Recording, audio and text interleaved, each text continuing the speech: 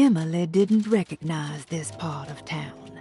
She didn't even know if it was a real address she had found. Did Gallatin Street exist, or was it something Jeremy had made up? As she closed in on the address, she began to worry. Would she meet Jeremy there, or was she running into the arms of the Dark Man himself?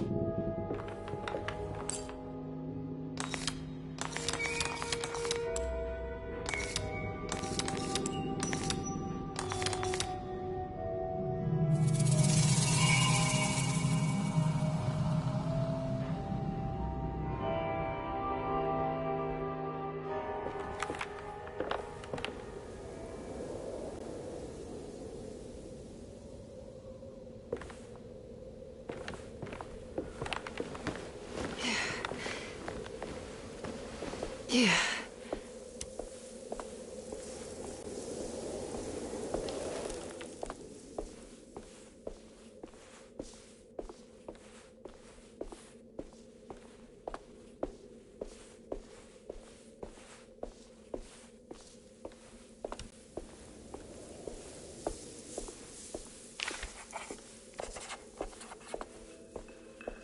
Emily was in a cold and cruel desert. As her feet pushed into the ancient dunes, her mind flickered to the beach in Kingsport, where the shadow of the tall lighthouse crossed the coast like a needle. It seemed so much more sinister than it should. A temple dedicated to the Dark Man, she thought. How is this worth pursuing? This is madness.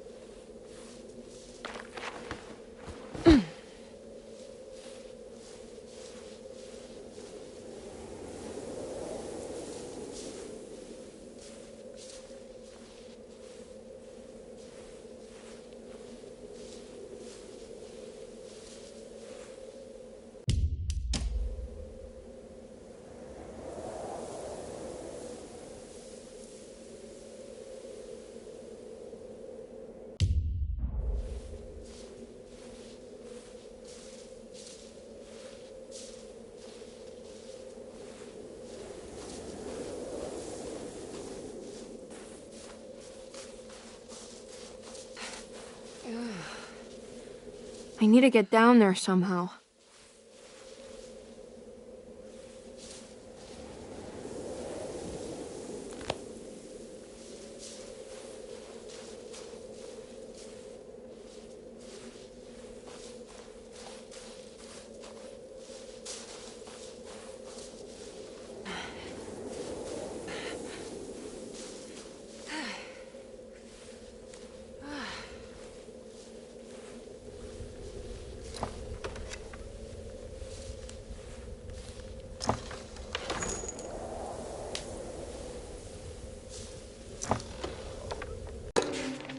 The temple of Nephron-Ka lies under our camp. Despite all efforts, that unholy site did not collapse, but sink beneath the sand. The pharaoh is long dead, his name meticulously stricken from all ancient writing. But that stage meant for blood and terror remains. The temple is said to be lightless, built to harbor all the haunters of the dark found in the very depths of our universe. Calling on the gods meant creating a bridge between our world and theirs.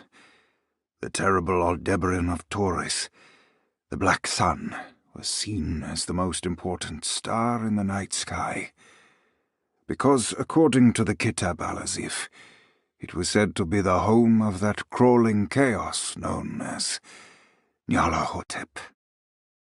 Through ancient mechanisms, it was said that the priests could open shafts channeling the light emitted by that strange stone called the Shining Trapezohedron. Several streams pooled together above the statue of that dark man would then be sent through space towards the Black Sun, a message to the gods. The gifts bestowed on the sender are completely undocumented, but often assumed to involve dark blood pacts, where souls are traded for malicious miracles.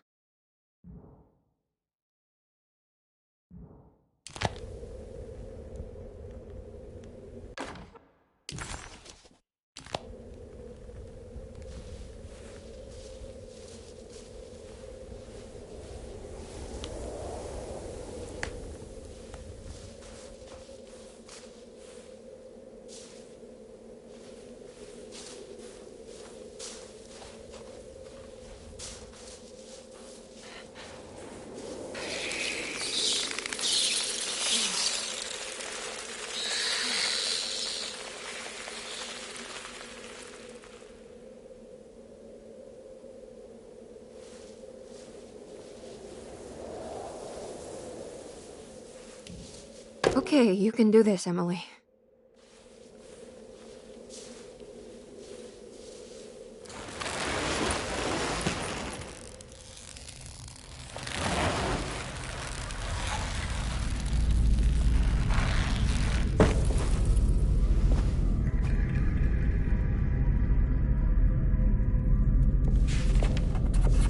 Emily felt a wave of despair as she recognized the temple she had entered.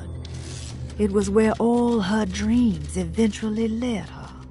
Like roads to Rome, her darkest thoughts always brought her here. Was the dark man behind all of her family's suffering? Was it the same creature wearing 1,000 masks?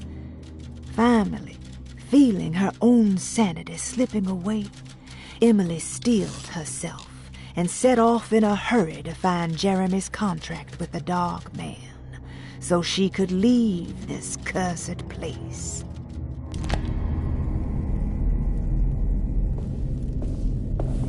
It's the constellation Taurus. The big star is Aldebaran. It's something to do with the Dark Man. I've seen this in a dream, but as a shallow pit of darkness.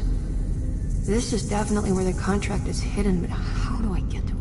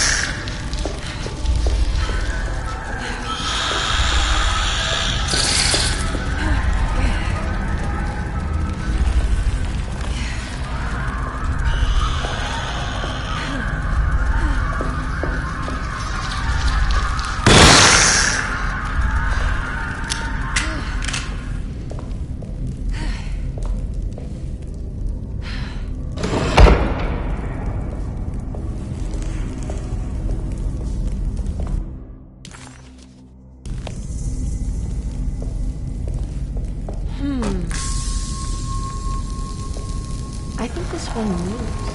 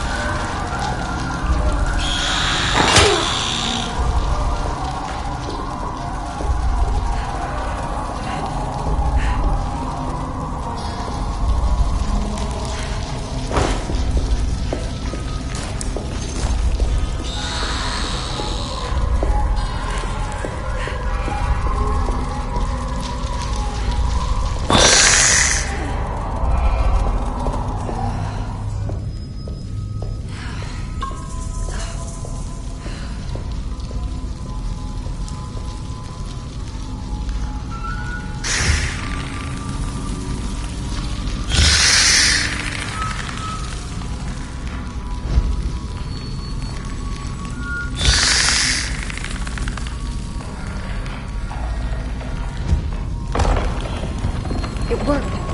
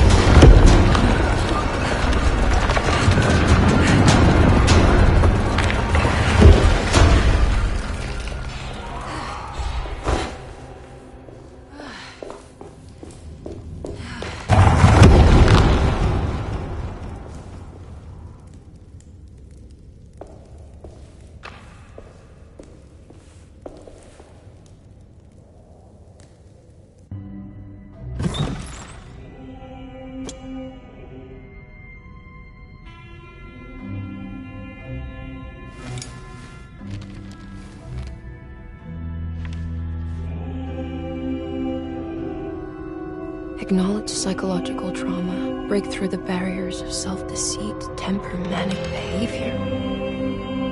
Is this it? Is this the contract?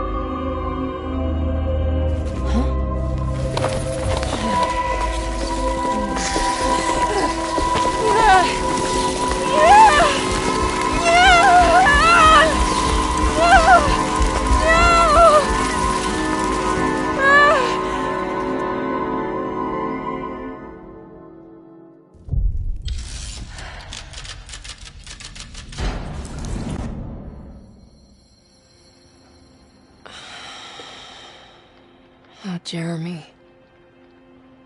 How much pain and suffering you could have prevented. Emily? What are you doing? Detective, how is your investigation going? Well, I still have no clue where Jeremy is, but I think I know why he's hiding. This place is full of lunatics planning to perform some kind of ritual tonight. Well, that sounds ridiculous. Or rather would have just a day ago. It gets worse. I have reason to believe they killed anyone who didn't want to go along with the plan. Detective, have you encountered any monsters tonight? I just told you, I think they killed people. Beauregard, the author, Perosi, the singer, Mr. Waits, the clerk, Mr. Chance, the gardener, they're all missing. No, I mean, have you fired your gun tonight? Of course not. They wouldn't just kill outsiders like that. It would bring too much attention. But you should keep your eyes open. So you haven't seen anything strange? Been anywhere else? What are you trying to tell me, Emily? Are you in some kind of danger?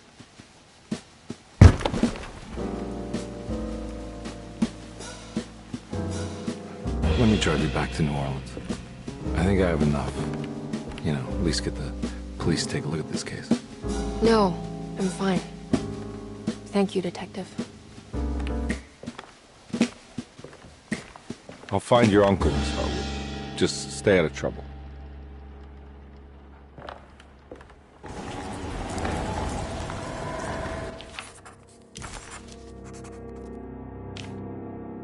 He must first acknowledge psychological trauma in order to proceed. The lying must stop, so we can break through the barriers of self-deceit. Finally, temper manic behavior. Medicine has failed me. Nothing can be done to dispel the hardwood curse. Only the sacrificial dagger may release the despair from Jacob's eye. Yet, doing so would be the doom of Derceto. Let this curse of mine be a weapon for once. I accept your demands. Oh, crawling chaos. Build your prison around this godforsaken hospital. When evil has been starved, I will stay buried forever.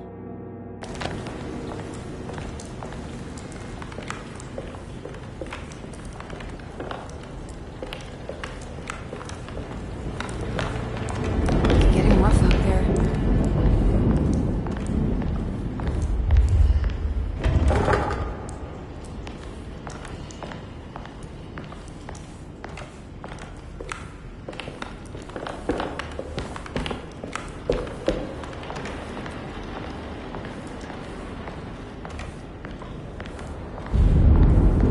I need the key.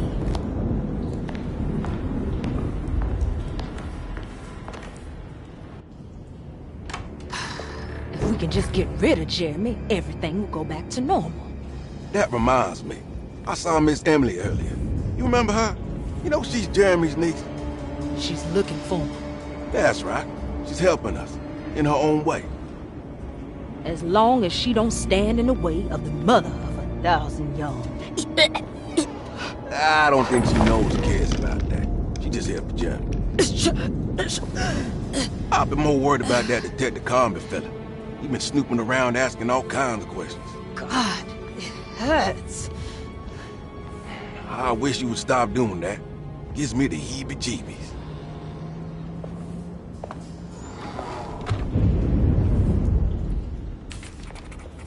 The orderlies, Baptiste and Lottie, were back at Derceto as well, like pieces of Emily's past haunting her. She couldn't figure out if they were on her side or not. And what was Lottie suffering from?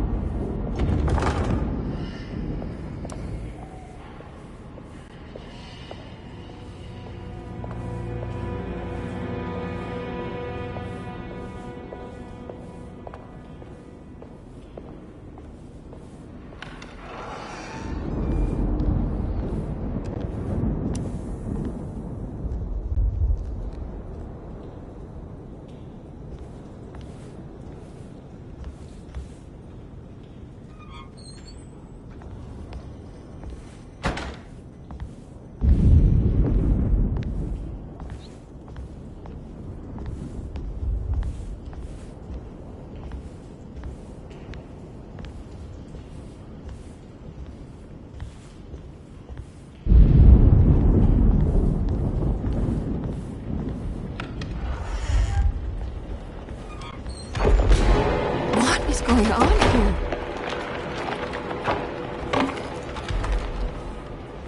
It's blocked.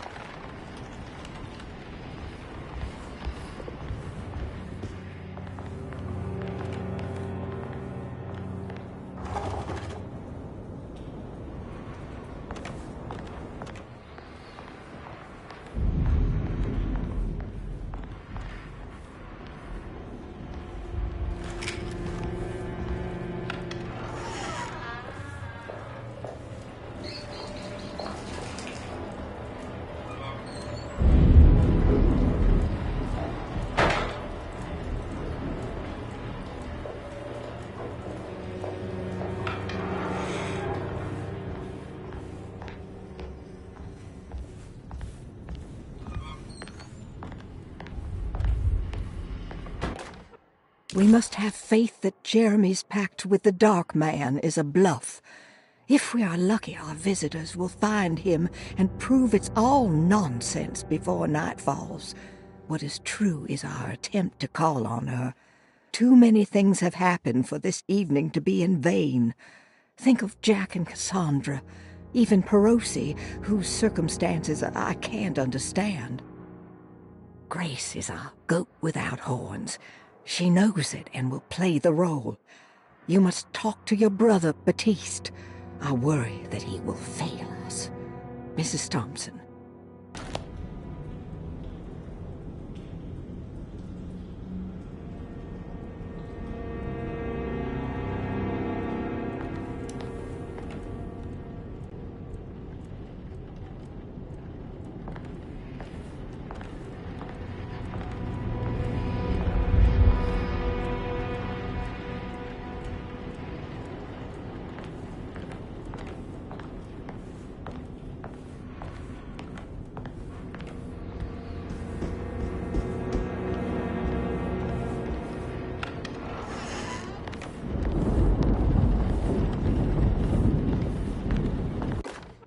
Lunacy and the Astarte Artist Colony, a monograph by Yael Klein.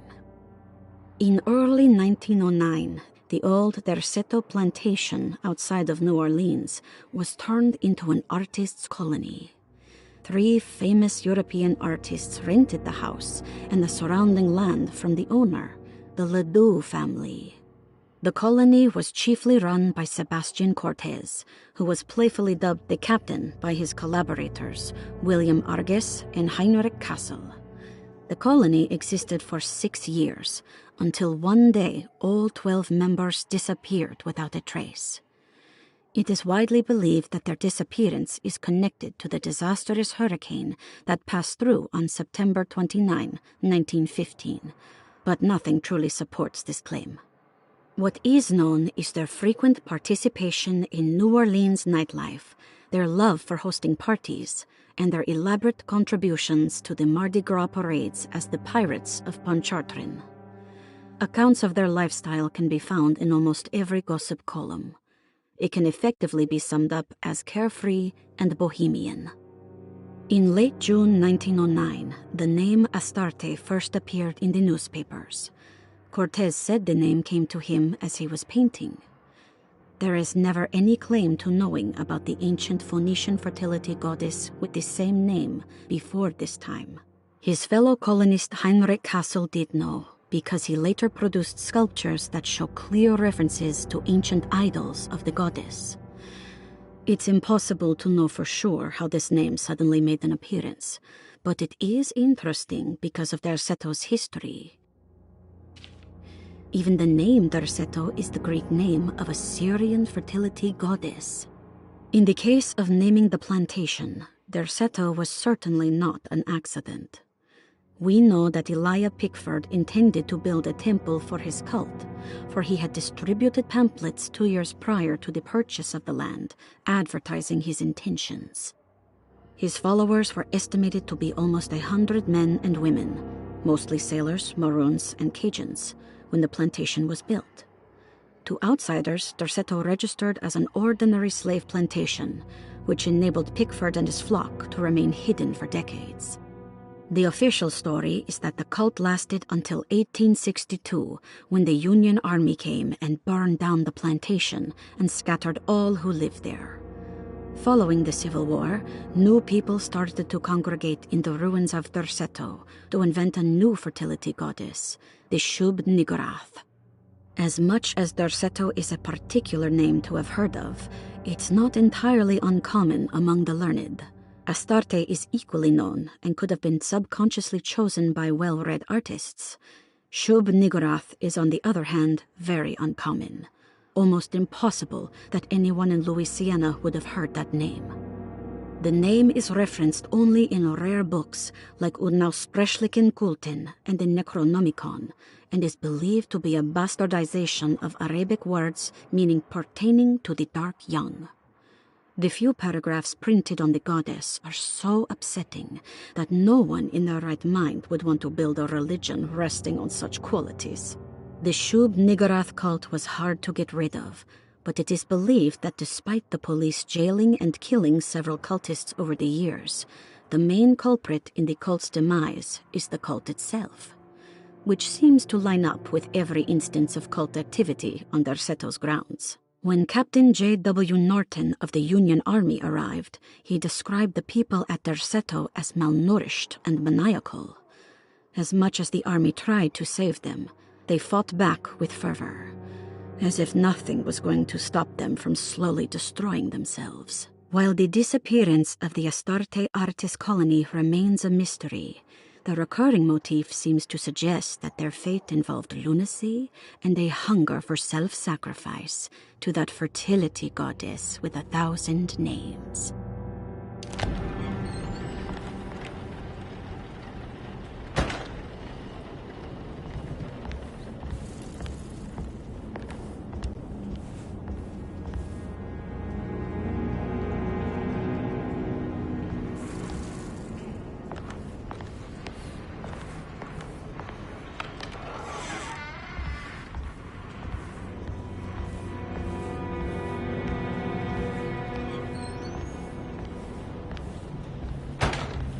Doesn't know Edward is flashing.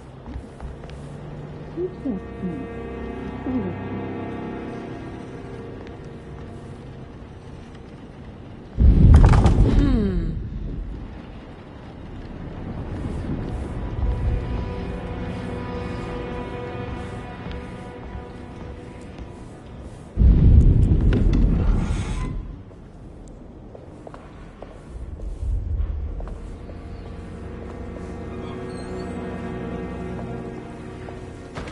It looks haunting in this light.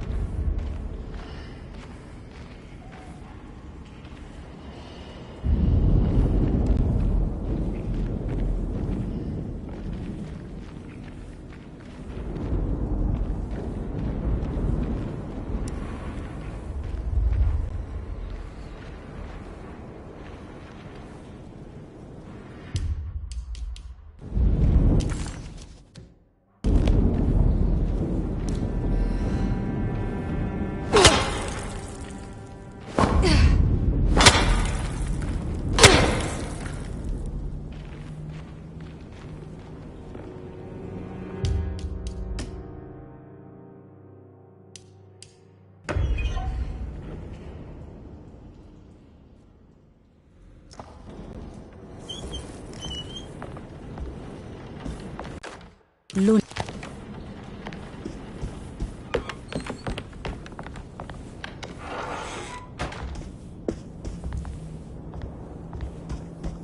He doesn't know Edward is the dark man's puppet. He trusts me. I followed him.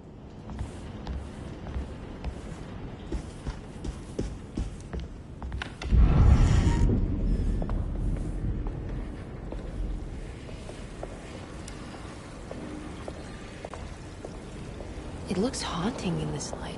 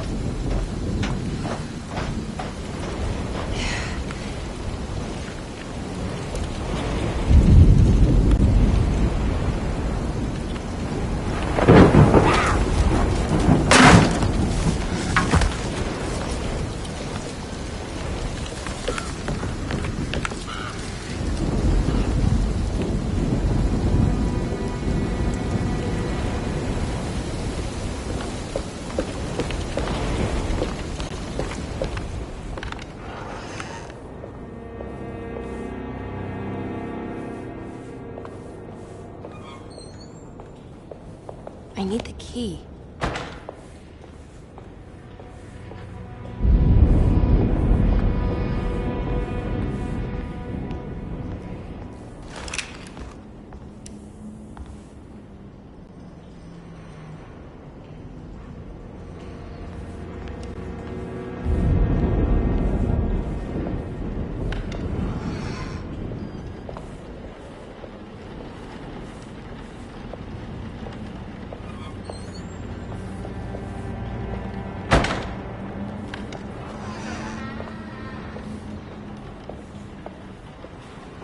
I can't leave yet.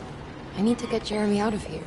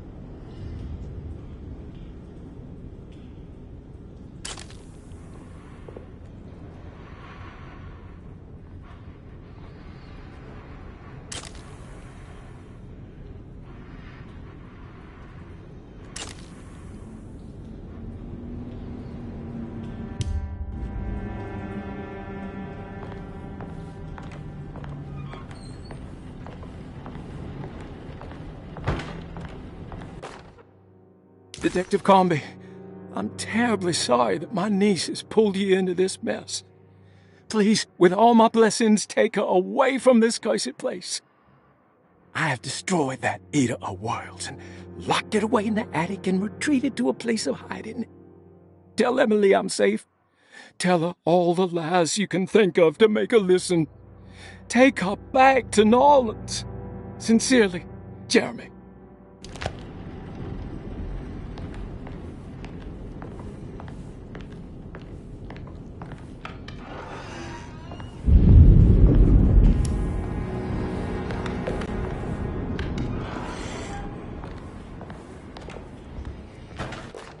Brother, I need you to trust me.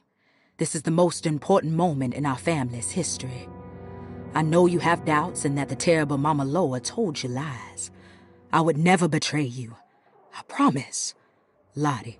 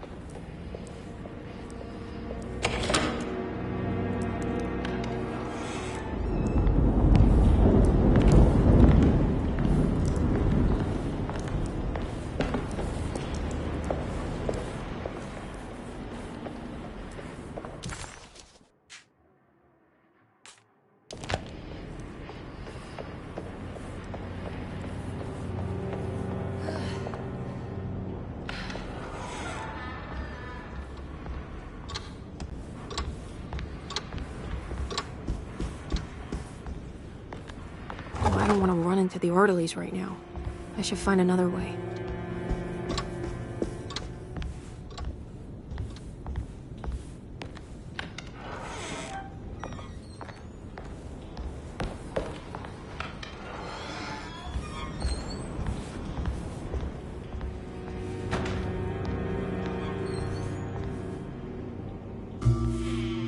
Hey, little lady, how's your evening been going?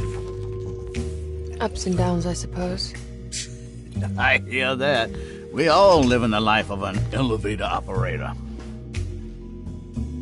Are you alright, sweetie? Do you want to see my mask, miss? I'm making it for St. John's.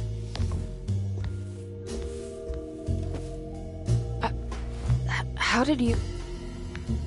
Is that supposed to be my... Ow! You should learn your place, little girl. Why are you acting this way? What did I ever do to you?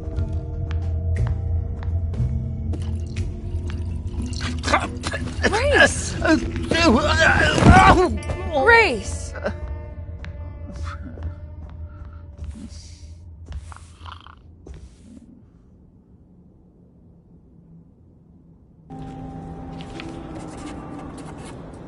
The mask had reminded Emily of her father. It didn't seem like a chance connection, but a purposeful reference made by that child. How could Grace have known what he looked like, and that it would upset Emily so? And why would she use those words? Emily felt like it was beyond strange. It felt impossible. Did it even happen? Was she losing her mind?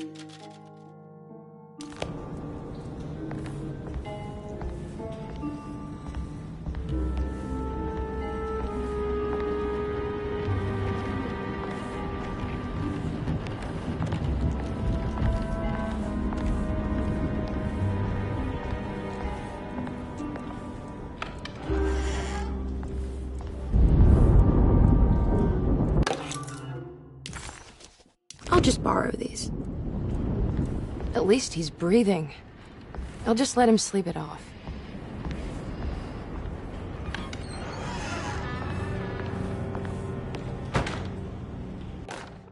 Jeremy knew that the only one who could help him now was the guest in room number 3.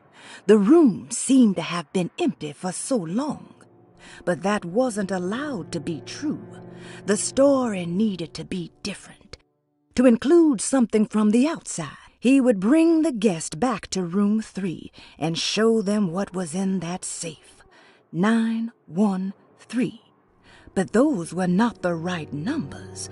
That was the combination for the safe in the clerk's office.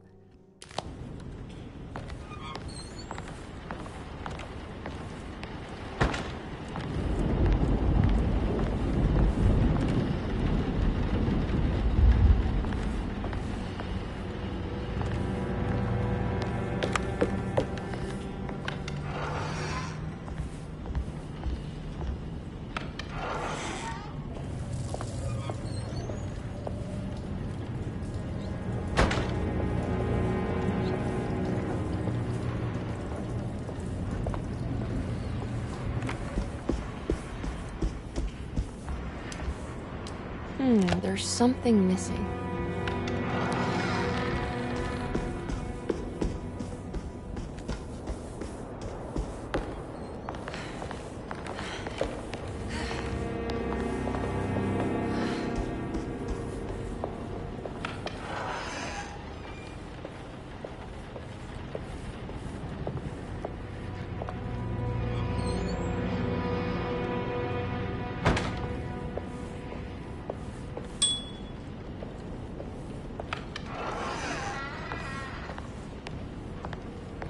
Mr. Waits must have had a spare key to Dr. Gray's office, but where?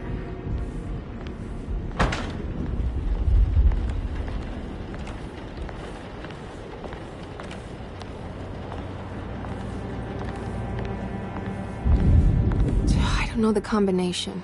Wait, maybe I do.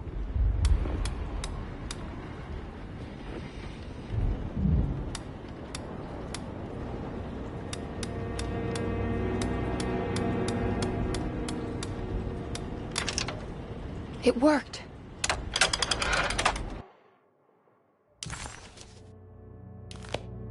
The last guest in the empty room suffered from severe maladaptation. I must write this down, because if I understand the condition sufficiently, it could make me deny this fact at a later date, and there is reason for me to think I may come to suffer the consequences from this dysfunction, as some who came in contact with the guest seemed to adopt a new worldview in which everything was predetermined but broken.